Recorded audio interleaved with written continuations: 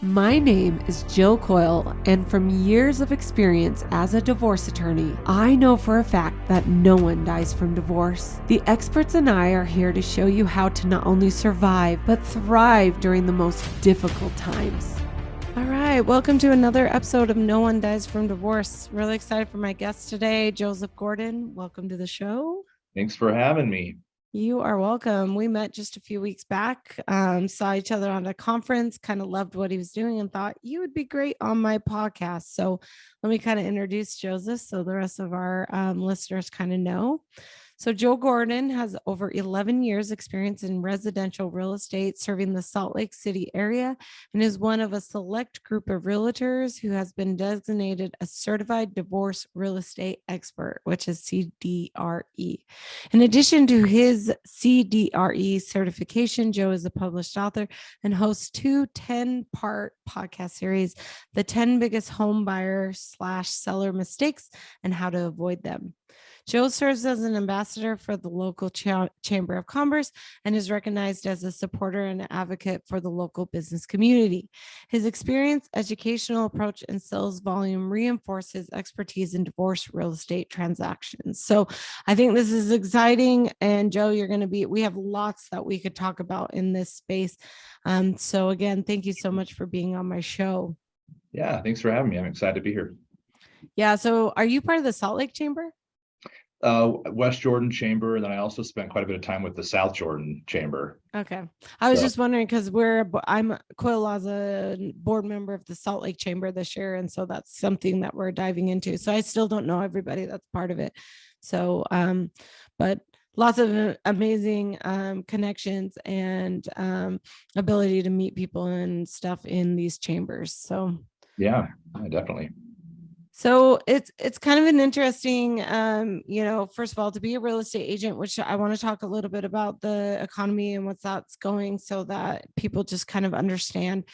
But then to be the CDRE, which is Certified Divorce Real Estate Expert. So I kind of wanted to just know your story, like kind of get me caught up to how you decided to kind of go in that and what brought you here. Yeah, for sure. So I've been in the residential real estate industry for 11 years, going on 12 in January. After about 10 years in the industry, I I went through a divorce about 5 years ago. And so that kind of got the wheels turning and got me, having that experience, really got me thinking about the need for professionals in my industry to have an understanding about the family law process and being able to read court orders and deal with these situations that you don't really come across commonly with just traditional real estate. And so about 2 years ago, I decided I just was really interested in this particular field in real estate. And I started getting obsessed researching it online. I remember I was in my garage running sprints on my treadmill, and I came across an interview with a CDRE. Her name's Laurel Starks out of Southern California. And I was just blown away by what she was talking about. It was just really fascinating to me. And so I did more research and found this group called the Alumni Institute in Southern California. And they were founded by a group of family law attorneys and real estate experts. And all they do is train and certify agents around the country to work with family law attorneys and mediators and their clients. And so that was kind of where that came from. The more I learned about it, the more interested and fascinating it was. And now I love it. This is what I enjoy doing. So that's awesome. What do you think would distinguish you then from just, a realtor versus somebody that has the certification or understands the divorce world? Yeah, so there's a number of things. I researched that there are 2 or 3 different divorce real estate certifications out there.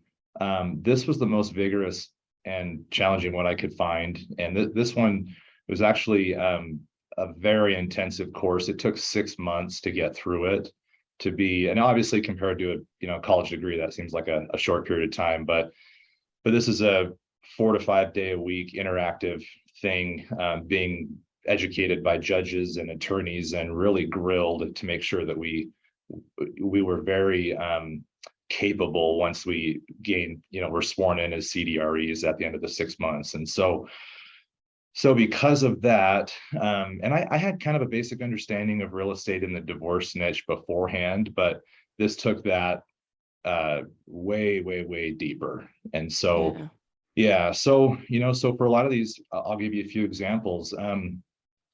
For a lot of high conflict situations, like for example, if there's a TRO in place, or a temporary restraining order or a protective order, or if one of the parties is incarcerated, situations like that for a traditional agent can be completely overwhelming, and they're not sure how to even touch those. Or if it's just a high conflict case where maybe there are safety concerns with showing the house, and the party still in the house has worries about the ex coming or their friends coming. I mean, those things are pretty common in a high conflict divorce case, and most traditional agents don't know how to handle those. They don't have procedures and processes in place, and they just kind of wing it and kind of try to do their best.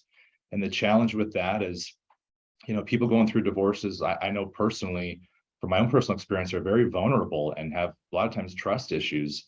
And one wrong email, one wrong phone call, making the parties feel like they're not being treated equally, can absolutely blow up the home sale. And when there's a court order saying, hey, it's got to be done by this date, and the parties are depending on that equity to start their new lives, the last thing they need is an untrained agent saying the wrong thing, or involving the attorneys when they don't need to, and making it more challenging. So I hope that Yeah. answers your question. But Oh no, yeah, absolutely. I mean, the thing about like I would say, I'm just making up this statistic, but 80% of wealth from a divorce or an asset comes from a house.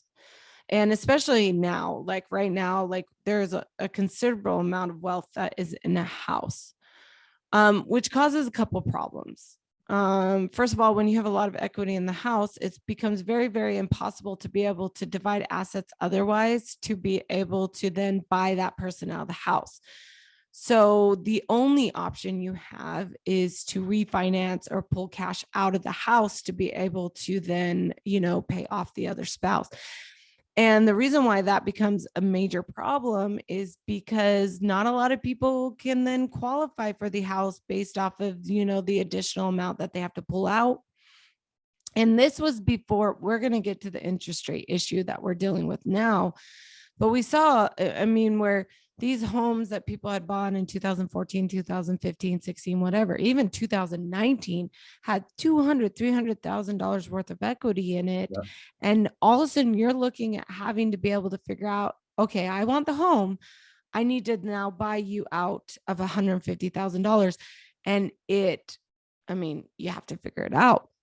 So, so the other option was to sell, right? Like those are your two options. One of the parties gets it, has to buy the other party out, or you have to sell the home. Um, so I'm always looking for real estate agents and loan officers that understand this issue and can really think out of the box to really help these parties in being able. sure. And so the other thing that you talked about that is really, really important when selling a home, you have to have good communication, because most people put both parties on the home, whether they're on the mortgage or the deed. Usually they're on, both of them are on one of them, right? Yep. Which means to sell a home or to refinance or to do anything with the home, you have to have cooperation from both parties. Well, when you're going through a divorce, you hate the other person, and communication is at its all-time low. Um, so if you're a real estate agent and don't understand that, and don't understand what you're walking into when you're having to deal with this situation, it's a problem. It, So it's very, very true. I mean, and it really can be you would think it'd be a very minor thing to goof up on as an agent, can turn into a major thing for people going through a divorce. So for example, I've talked to agents that were not properly trained, that were assisting with a divorce sale, and the order of the names that they put on the email the parties got upset about, because one of the parties felt like they were always put second on this group email that was going out, updating them on their home sale, where a very simple solution to that is, part of our procedure is we never send out group emails or group texts addressing one party first and one party second, because if obviously if there's a trust issue and someone feels very hurt, that can trigger them.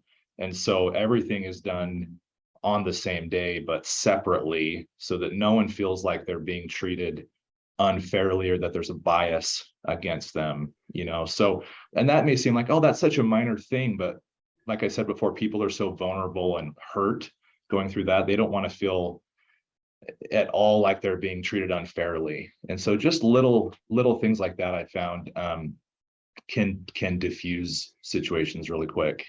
So One of the things is that in Utah, there are a lot of real estate agents, a lot of people that claim they're real estate agents. And so I do want to just talk real quickly, like, what are your tips to finding an agent, a good agent? I've got my agent. He's now bought and sold, I don't know, 6 homes of my husband's and I's. He knows what he's doing, but so many people don't know. They're like, oh, go use Uncle Joe. No offense, Joe, because Joe Gordon knows what's going on. But they'll be like, use this guy and whatever. So I just want to know, what's the tips to finding an actually really good real estate agent? Definitely. So a few things come to mind right away. The number one thing for me is track record.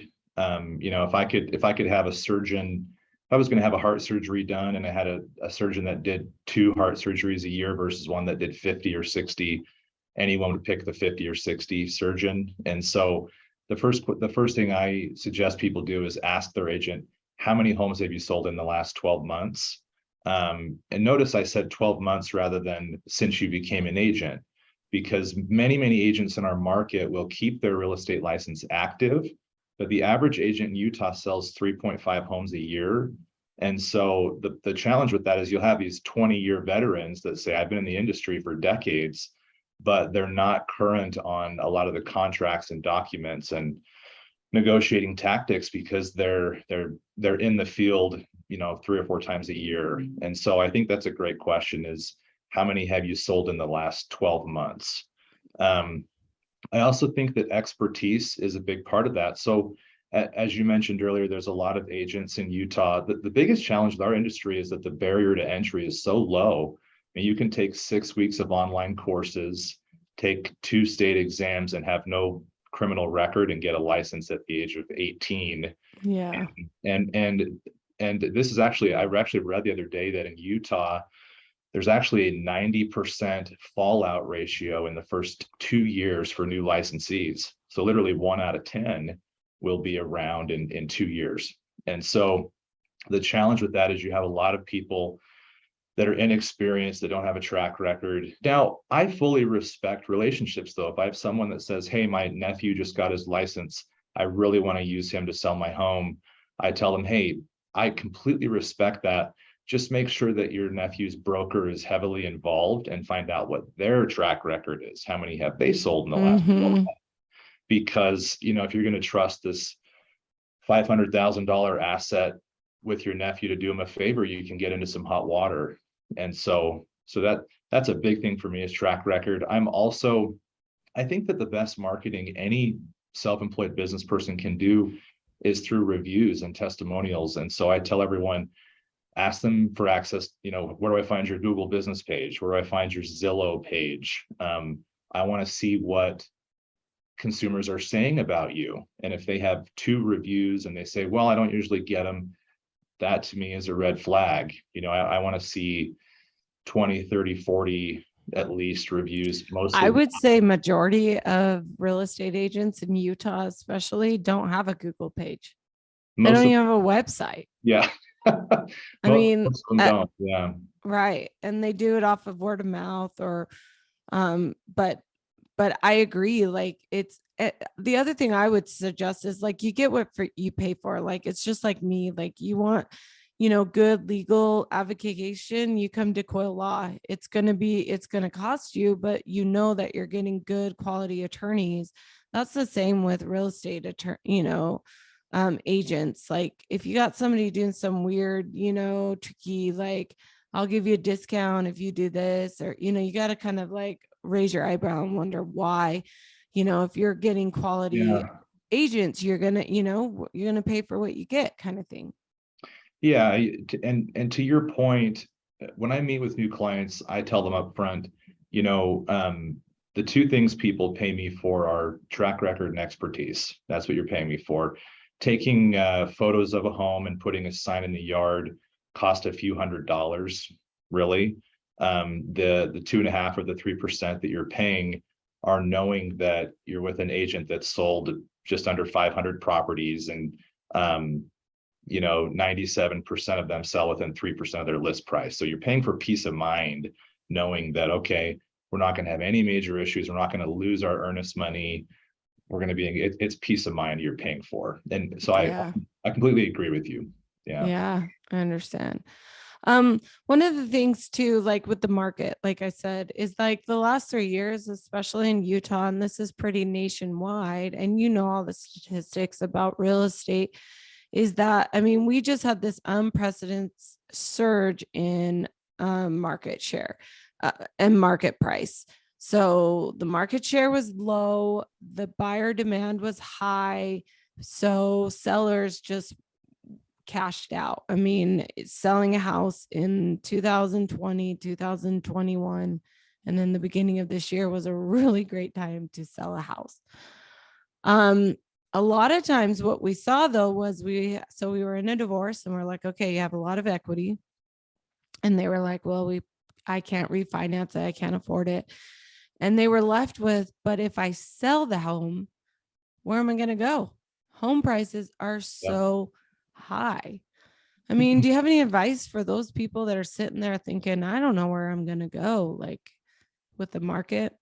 Yeah. So I think that it's very easy to get emotional and fear-based with real estate because of all the headlines. The fear always sells. And so I always, with my clients, with my attorneys, I keep it to the stats and the hard data so everyone can know, okay, basically this at the beginning of this last year, we were at the end of a 12-year just terror of appreciation. So we've gone up for 12 years straight. And in Utah, the 100-year average is there's a correction every 8 or 9 years. So we were overdue for a market correction. So I think that's good to know, just to look at some historical perspective there. Last year alone in 2021, we went up 28% just in Salt Lake County alone, which is just an insane amount of appreciation. So since June of this year, when interest rates ticked up in June because of inflation, we've corrected about 10 to 12% in Salt Lake County. So looking at that on a very short-term perspective, that's terrifying. Oh my gosh, we've come down 10 to 12%. Looking at that over at the big picture, it's actually, we've corrected about half from what last year alone did. So And in my mind, like you already have a ton of equity in your house. So that needs to not be the fear. Like these people that got, stole the show and got to sell their house at top dollar these last yeah, couple of years, good for you. We're grateful for you. But at the end of the day, like this correction is taking you back down to reality. I mean, my biggest thing is the market is so priced out of first time buyers. I mean, I really do, like my kids are going to be living with me forever because they're never going to be able to afford a home, at least a first time home. And so, the market correction in my mind makes sense and is a good sure. thing. People might disagree.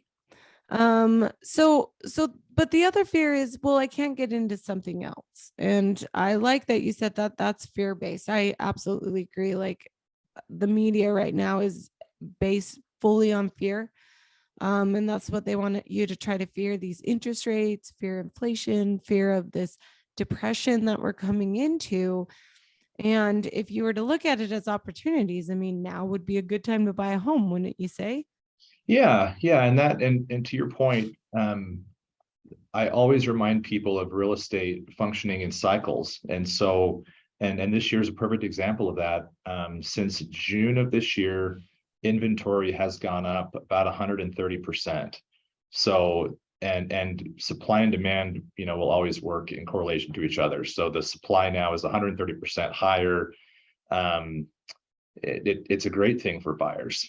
And interest rates, if you look historically, interest rates don't stay high forever, because then that just slows down the economy. So as soon as inflation's in check, interest rates get corrected, borrowing becomes more affordable. It's a cycle to it. So everyone right now that's going through a divorce situation and is worried about, what am I going to afford anything, I just remind them, hey, everything operates on a cycle with real estate.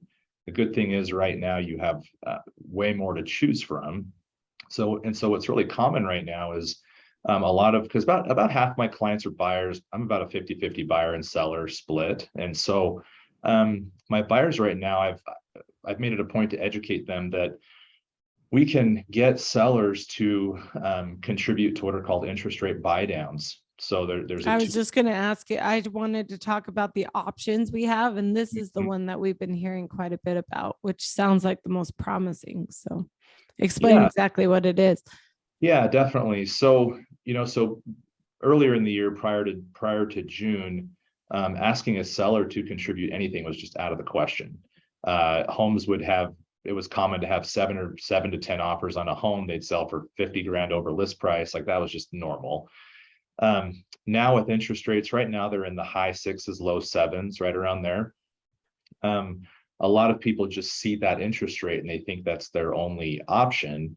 But what a lot of sellers are doing, including what I'm advising some of my sellers to do right now, is to advertise, hey, this is our price. We're asking 500,000, but we're willing to contribute up to 10,000 for an interest rate buy down. So mortgage companies, they will accept funds to basically buy the interest rate down for the homeowner. And usually it's about 2% of whatever the loan amount is going to be. And so, for example, if somebody is being quoted a 7% rate, they can pay, actually just talked to my lender 2 days ago about this. So they can pay 2%, which is 10 grand, or the seller will pay that for them if they negotiate that. For the first year, their rate is going to be 5%. Mm-hmm. The second year, they're at 6, and not till the third year are they at that 7. And what a lot of people don't know as well is if interest rates go down to around 5% or less during that 3-year period, they can actually refinance with that same lender most of the time and get a credit back for what they spent to buy the interest rate down. They prorate it. So I have a lender that I use quite a bit. They actually do that. And so it basically tells the homeowner, hey, you have this rate, but it's not forever. And if rates drop early, you can refinance and, recoup some of that cost. So Yeah, that's great. There's other options too. I mean, that you can do. I know that like if the owner has an FHA loan, or you can buy their FHA loan. Yeah, so you're talking, so some government insured loans like FHA and VA are assumable, and they're a great option. If somebody currently is selling their home and has an FHA loan at 3%, if their prospective buyer can qualify for that and can put the appropriate amount of money down to make the deal work, they can basically take over and assume that current owner's loan at 3%.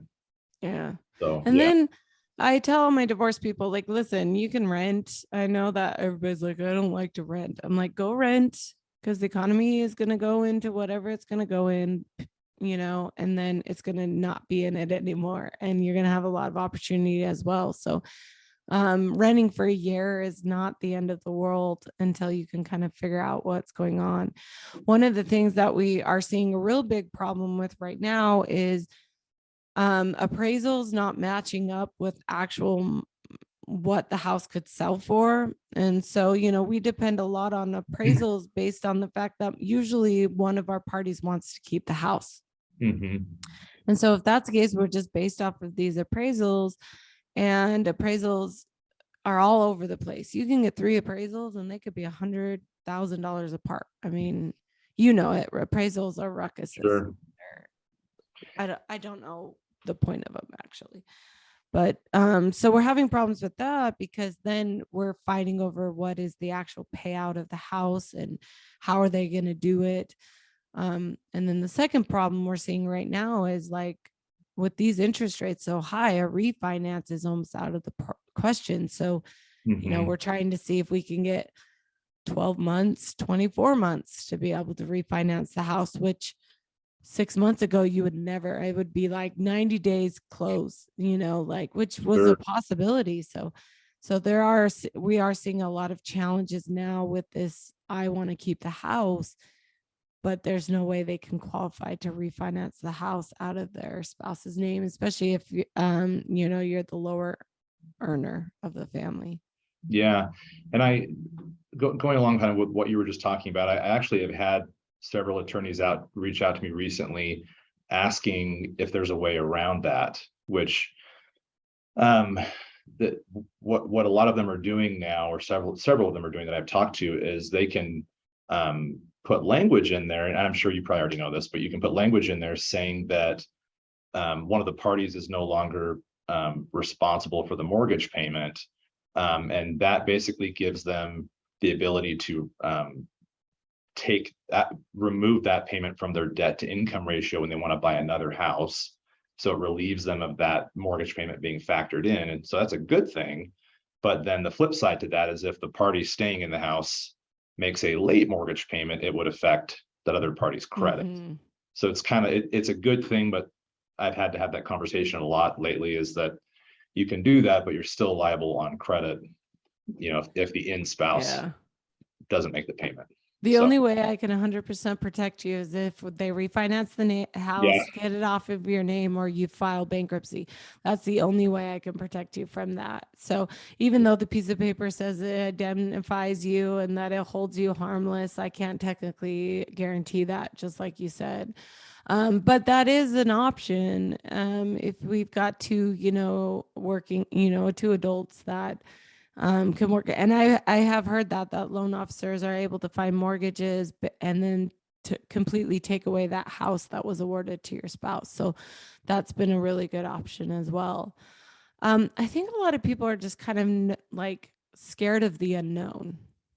Like what's going to happen? So what are your predictions, or what are your thoughts with where is our housing market going with this economy that every day we hear recession's coming? yeah. So Is it with 2% unemployment, but tech is yeah, falling, Bitcoins or, cryptocurrencies on the brisk?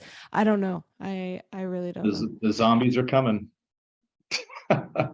Yeah, because I have friends of mine that are agents in other parts of the country, and we all stay in pretty close touch. And the thing about Utah that really sets us apart is our economic growth and our job market. I mean, people are relocating here constantly because of new job opportunity. So our unemployment, like you mentioned, is very, very low here.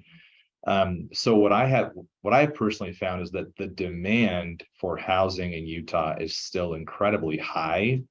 But because of the higher interest rates to curb inflation, it's just made it more challenging for most people. So so the good news is demand is high, employment is strong. Those are great things. I think that from everything I've read, I was reading some projections from Fannie Mae, and they were saying that middle of next year is when they're estimating we should probably be low fives on rates, when we'll see enough of a correction to make that adjustment with rates. Because ultimately housing fuels everything. I mean, there's so many industries affected by housing. And um, so that's what I've been reading are the projections. I think that once interest rates make that correction, all of the demand that's been pent up we'll see a pretty big turnover there, and we will see a big refinance boom because of Yeah. all the 7%ers right now. So Yeah, exactly. What another so you talk about a niche boot camp. So the Alumni Institute, where I got my certification from, they have a niche boot camp. This is a fairly new thing. My understanding is that that is an on-demand, it's all virtual, kind of a short form version to give uh, people interested in the CDRE certification and a basic understanding of what it's all about. Mm.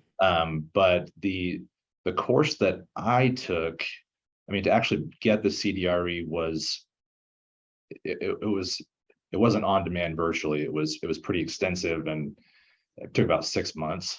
And so Hmm. and my understanding is this is a newer development. I have to get more information on it, but from what I've read about it online, it's kind of to just give a quick rundown to potential CDREs. This is what we do. This is the marketing. This is kind of what you'll be learning and that kind of thing. Awesome.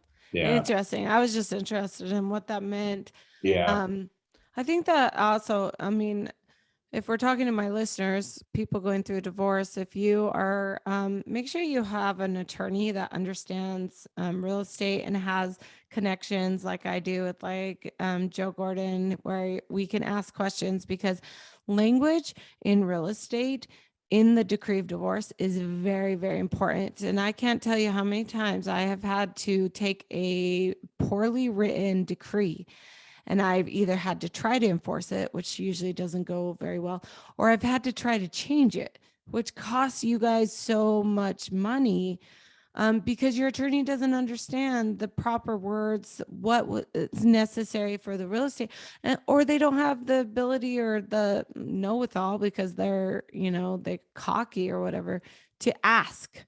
So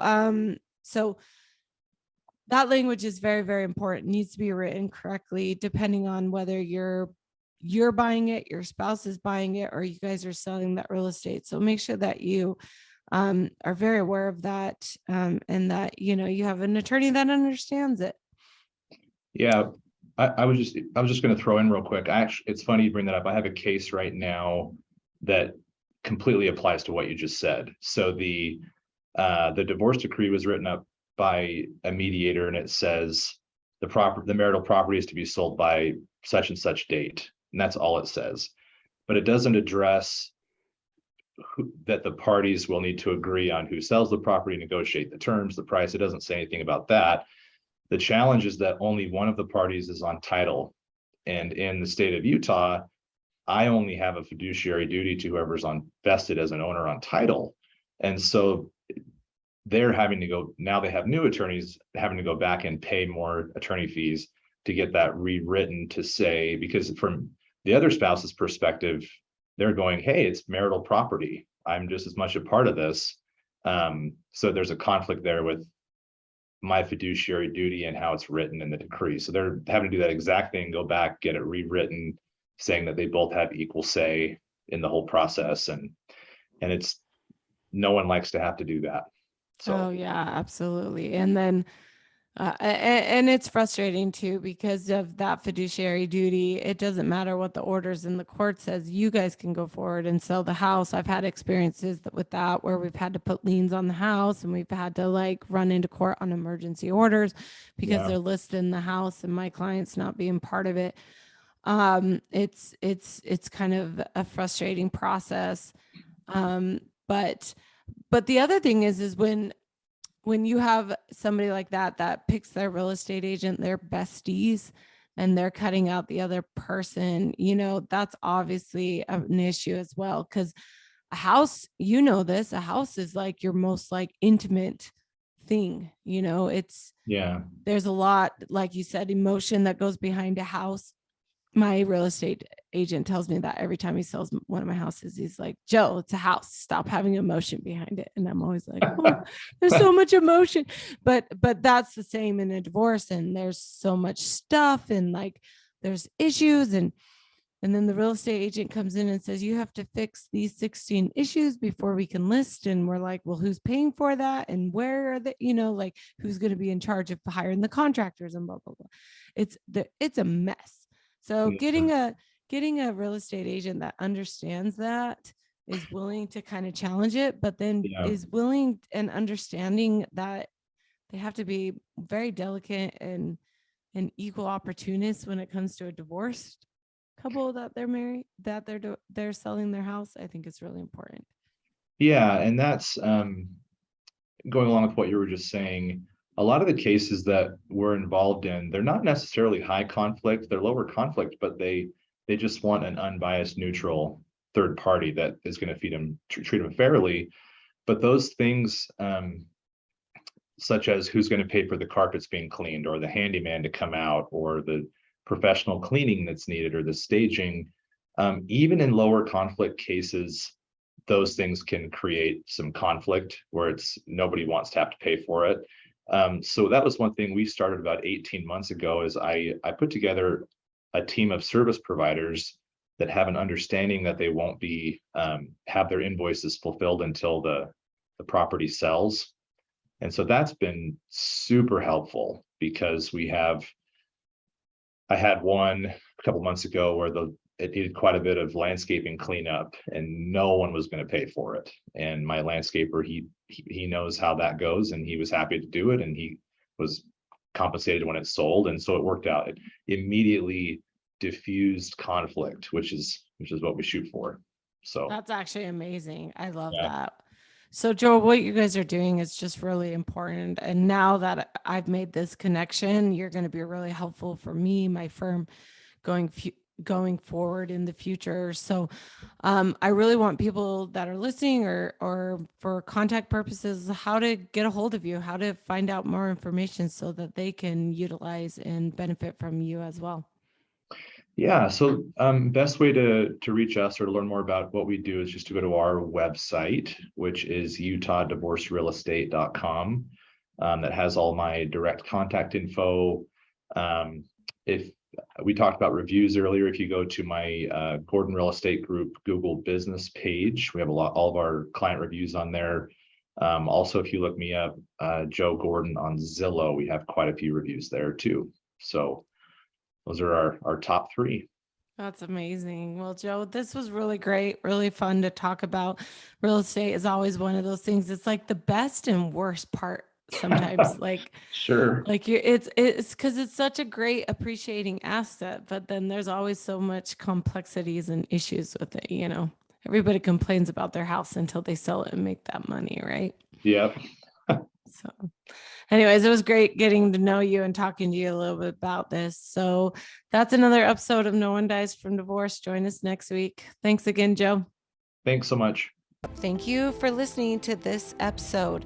If you enjoyed, please subscribe, follow, and share. I'd love to hear your questions and feedback. You can contact me at community@jillcoyle.com. See you next time. I am an attorney, but I am not your attorney. Any advice given on the podcast is general and shall not be construed as legal advice.